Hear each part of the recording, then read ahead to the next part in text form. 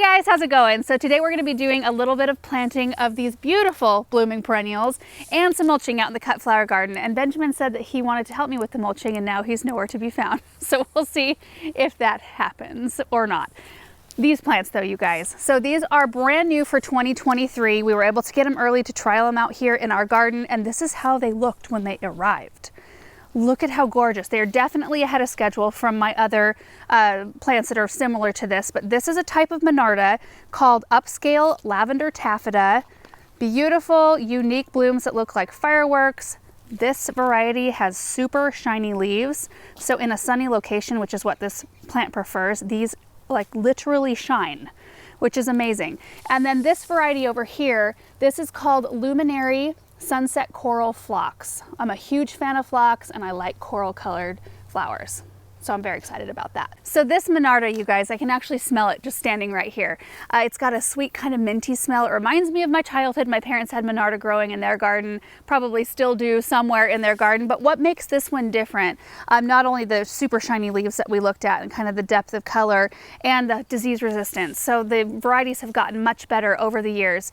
They've bred to, you know, stand up to like powdery mildew, things like that. I mean, both of these types of plants still want good airflow. It's just healthy for most plants to have that, but they can stand up to it much more than the older varieties. But what makes this one very different from some of the other series that you might be familiar with, like Leading Lady series, which beautiful, very similar in color. There's like Leading Lady lilac and plum and pink. There's also the Pardon My series, Pardon My Pink, Pardon My Lavender.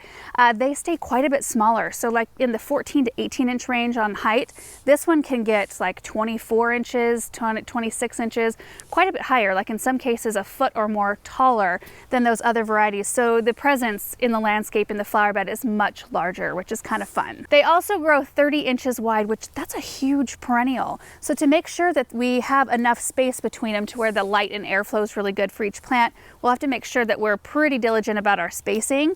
Zone 4 through 8, resistant to deer, and they attract all the pollinators. If you've ever grown bee balm before, you know what that's like. They are just attracted to these blooms, and hummingbirds love them because they've got kind of tube-shaped blooms. Like if you get in close on one of these, like one flower that you see is actually a whole bunch of little flowers, like just lined up in a row around, and you can see how they kind of go down into a tube shape, which is super attractive to hummingbirds. So these bloom sometime midsummer. Like these had been clearly grown on early. My Monarda here in the garden are about this big. There's no sign of blooms on them quite yet, so it's fun to see this color early, but they do produce a second flush of blooms after their first.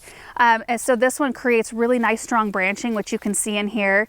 You can see the really strong branches coming out, and it just can hold up and support all the blooms that it creates during the season. Also very tolerant of high pH soil, which I appreciate because that's what we have here. So it's a type we can plant and not really fuss with the soil all that much, which is really nice because it's not always that case.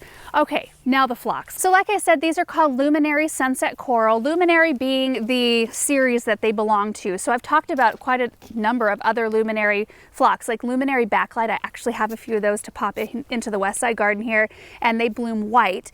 And then there's Luminary Ultraviolet, which is a bright saturated pink, and Luminary Opalescence, which is a bicolor pink. It's kind of light pink on the outside with a dark pink eye. It looks very, I don't know, there's something that draws you in about blooms like that. We have those planted in other areas of our garden. I think we planted those 2 seasons ago now, and they're doing well in our space, which is nice. Now, the other thing about these is that just the same as the Monarda, they have been bred to be much more disease resistant. They hold up to powdery mildew, like they aren't afflicted with it as much as the older varieties. Like you might be familiar with David phlox, or the there's like a David pink or a David purple phlox, I think. These also stay a little bit smaller. They're more of a mid-range size, like a middle of a flower bed sort of phlox, growing about 30 to 32 inches tall, rather than, I think David's can get like what, 4 feet tall or so. They're also a zone 3 through 8, and they attract all of the pollinators, and I think it's just going to be a really fun one to have out in the garden. So we're going to head out to the south garden. I am not sure what's heading our direction, but the sky is black over there. Hopefully it's more rain, and hopefully we don't get rained out of this project. Maybe we'll get rained out of mulch. Let's hurry.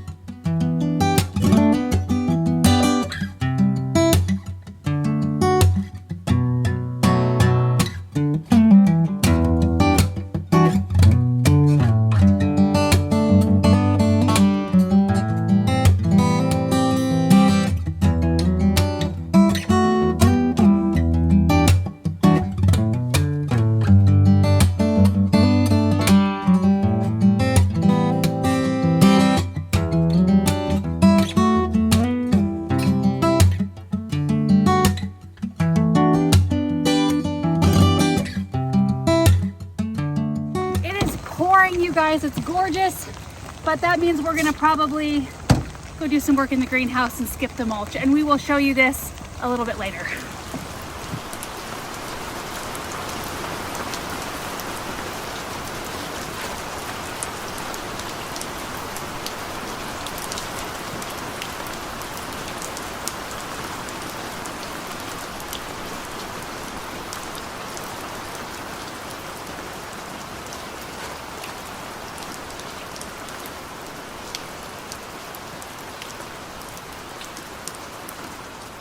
All right, guys, I went inside and dried off a little bit. Dried off for the most part. I sat in a big puddle of water in the gator, so that'll take a little while. But anyway, we're between storms too. It looks like we're gonna get another one here in about 10 or so minutes.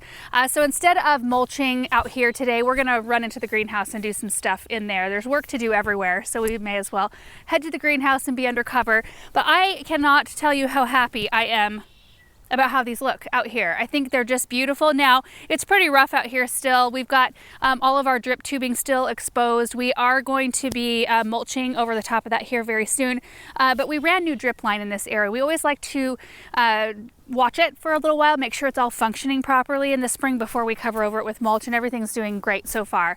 But I'm very excited about the size that these will get right here. I do have some Arctic Fire Yellow or Arctic Yellow dogwoods.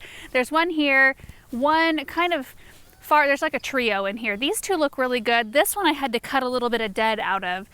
So we'll see, I think we'll be fine. But if it doesn't come back, I'll probably put the same thing here. So I have the nice yellow stems and green leaves, the deep green leaves here, and these getting, 24, 26 inches tall will be a perfect size. I've got a microchip buddleia right here. That's a violet color. So it'll be purple, pink. We've got a cream colored little miniature rose right here. So we're just little by little filling in these spaces, and it's so fun to drive up to this area when we just came back out here and to see a little pop of color. I mean, we have daffodils and those were beautiful, but they are almost done. You can see they're looking pretty spent. Anyway, this is also the area where a pathway is going to take off into the flower bed. So we kind of stopped planting right in here and started in right there, and we'll put in some big, we were going to either do pallets or maybe pavers, I'm not sure. But the other ones, the phlox ended up over there, so let's head that direction. All right, guys, we're in the other corner of the south garden. You can see these very clearly. They just pop. So much beautiful color right here. Now in this area, we do have an autumn brilliant serviceberry. I have to plant this area for a full sun garden until our trees get bigger. Eventually this will be a shady spot, as will hopefully a lot of this other space in here. So over the years, you kind of have to transition your garden from full sun to part sun and then to more shady conditions. But I'm excited about what they're gonna do for this space for now. So I'm hoping that they just kind of fill in right here. I've got a peony right here, which is a soft yellow. It's an Edo peony. And then I've got some hyssop that's a dark purple, going bananas daylilies, which are a, are these going bananas? I can't remember. It's starting to rain again. Are these a yellow or orange? Do you remember, Erin? I don't remember. I think they're a yellow, but a whole bunch of those, and then a whole bunch of daffodils. And this variety, these are from Color Blends. They're called Bella Estrella. Does that translate to beautiful star? Anyway, I had them in pots last year and I enjoyed them so much that I ordered more for out here. And this area tends to stay the coldest on our property because of our neighbor's trees right here, and the position of the sun in the wintertime, it's lower. So this spot stays shaded and icy for a lot longer than the rest of our garden. And so these daffodils are further behind than any of our other daffodils, which is kind of fun that we have that graduation of almost climate in this area. But I think these will do really well because they are a zone 3 through 8. So let's head to the greenhouse before I have to dry off again. Sun is shining, but do you hear it? You hear the rain on the plastic of the greenhouse? Oh, I love it. Yeah, that one's not going to last very much longer. So this is what we have to work on today. I just have a couple of things to start in trays yet. These are seeds that we're going to be direct seeding out in the garden this week. I'm hoping to this week anyway. In fact, some of these things I'm even late seeding. Today we're going to be planting amaranth and snail vine. Now snail vine I've never grown before. I just thought it looked really interesting. Doesn't that look fun? Only 5 seeds per packet. Dang. Oh, I'm supposed to soak the seeds in warm water overnight. Dang it. Okay, well we'll start that inside today. We won't seed these until tomorrow, but we'll go ahead and get at least the amaranth done. I have a few varieties. We've got red dye, emerald tassels, coral fountain, Red Spike, Hot Biscuits. There's another Coral Fountain and another Hot Biscuits. Few varieties there. And I've got this old 72 count tray that I got at the garden center like, I don't even know how many years ago. I never used it. It's just been like sitting first in our garage at our last house and now up in the loft in the barn. You can see it's collected a lot of things over the years. Little cobwebs, little dust. So the thing about amaranth, you can direct sow it outside.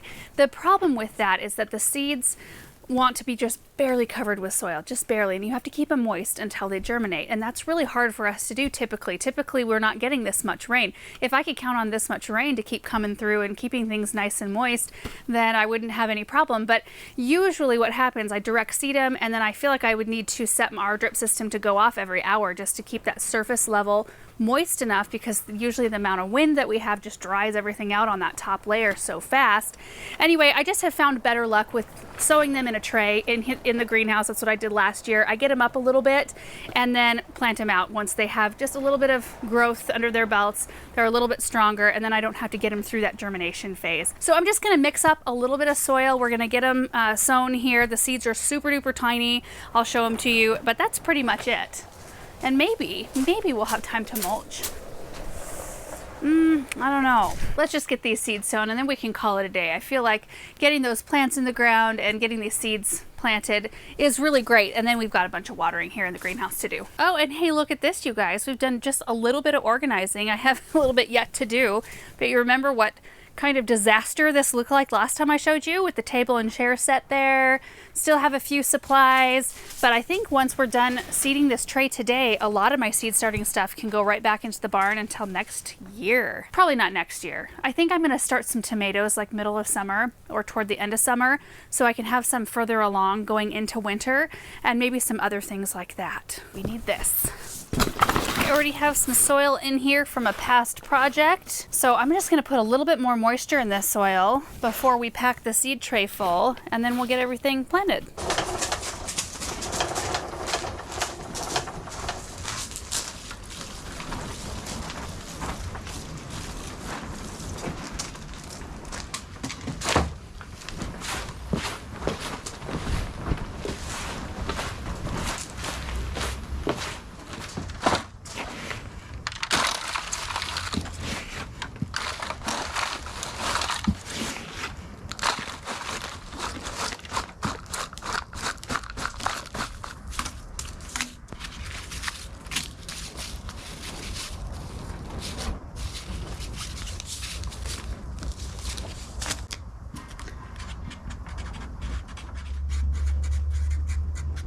Seed tray prepped. I'm getting ready to plant the Red Spike variety.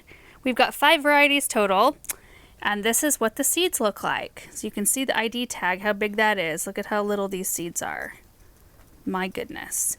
I plan to grow the most of Emerald Tassels and Coral Fountain because you can kind of see how these grow. Like really kind of elegant and drapey, and they're beautiful to use in arrangements. I'll do fewer of the 2 red varieties. I just don't tend to use those as much.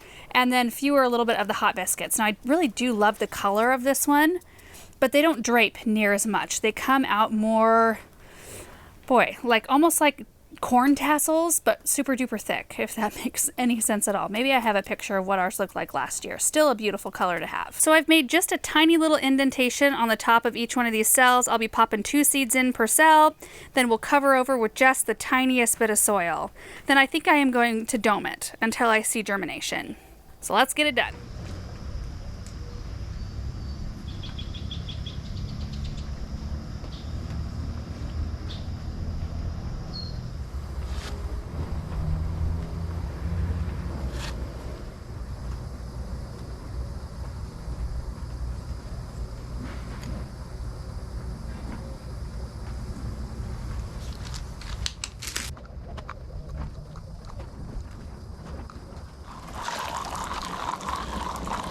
Amaranth, all done, watered in, 5 varieties. I did 3 rows of the Coral Fountain, 3 rows of Emerald Tassels, and then 2 rows each of the last 3, the 2 reds and the Hot Biscuits. And I'm going to pop them on a heat mat. Even though it's staying fairly warm in here, it still goes down to 65 in here at night. I'll put them on a heat mat until I see germination, and then once that happens, they'll go off the heat mat and the dome will come off, and then I'm going to probably pop them straight on the floor in here, which is perfect because we keep the sides up a lot of the days, and it really makes my seedlings a lot tougher because, you know, wind can come through here, and yeah, it just toughens them up. In other news, the Peter Cottontail Yarrow are doing fantastic. Look at those. And growth on most of these. I think only one out of the 25 isn't growing yet. Are we a dud? Maybe we're a dud. Sometimes we get those. Give it a little time. But the rest of them are looking very good. Another dahlia in bloom. And then just a little bit more information on the snail vine, because I do need to soak these seeds, and then I'll pop them in a seed tray out here tomorrow, probably again on a heat mat because they are tropical vines. It produces trusses of gorgeous spiraled flowers that are scented like hyacinths. That seems like a vine that's almost too good to be true. But the ideal temperature for germination is 75 to 85 degrees, which it's not staying that way, like I said, at night. So a heat mat will be where these go as well.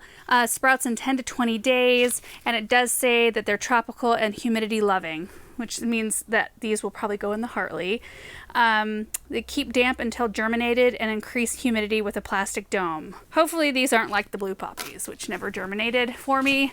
I do have another packet of blue poppy seeds in the refrigerator right now getting their cold treatment. I'm starting them all off schedule, but I thought I would give it another go this season, and if it doesn't work again, we'll try again in January, because that's when it says to actually start them, not in April. And that's gonna do it for today's video. I do have some watering to do, like I said, and some other things to kind of tidy up out here, and we will get to the mulching later. Mulch can wait.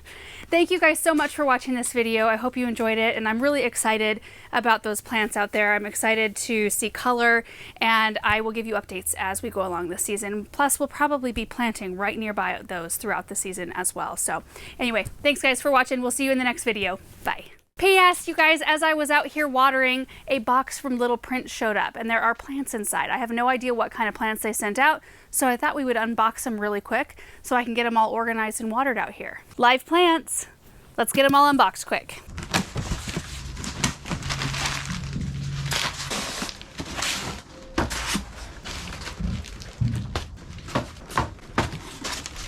There's a heat pack at the bottom of the box.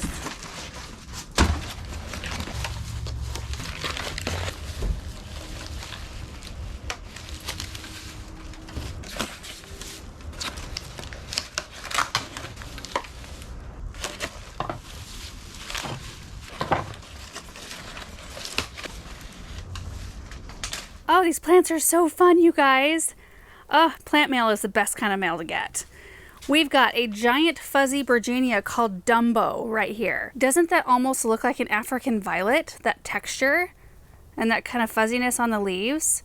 So it grows about a foot tall, 2 feet wide, zone 5 through 8, and it gets bell-shaped pink flowers in the spring. I have Virginia, is it Miss Piggy, in the garden right now that's got really thick, smooth, dark green, shiny leaves. So this is just a fun, different texture.